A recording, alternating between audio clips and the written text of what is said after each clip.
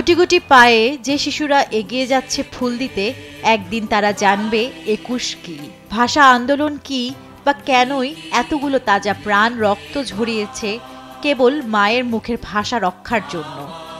সাথে এসেছি শহীদ মিনারের ফুল দেওয়ার জন্য, ভাষা শহীদদেরকে জানতে এসেছি।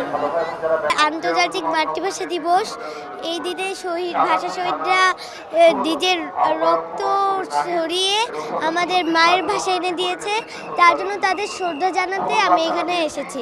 ভাষা আন্দোলন হয়েছিল, তো ওইখানে আমরা এসেছিলাম, বাবার সাথে আমরা আসছি।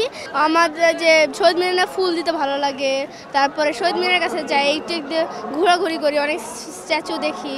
প্রবাসে বেড়ে ওঠা তেমন এক কিশোরী জানালেন, প্রথমবারের মতো দেশের মাটিতে ২১শে ফেব্রুয়ারি আয়োজন নিজের চোখে দেখার আনন্দ। আমরা সবাই এরকম রীত নিয়ে যাই, ফুলের বুকে নিয়ে যাই, ওখানে আমাদের ছোট করে একটা শহীদ মিনার করা হয়, তো ওখানে আমরা ফুল দিই, গান গেয়ে প্রসেশন করি। মহান শহীদ দিবস ও আন্তর্জাতিক মাতৃভাষা দিবসকে ঘিরে তিল ধারণের ঠাঁই ছিল না শহীদ মিনার প্রাঙ্গণে।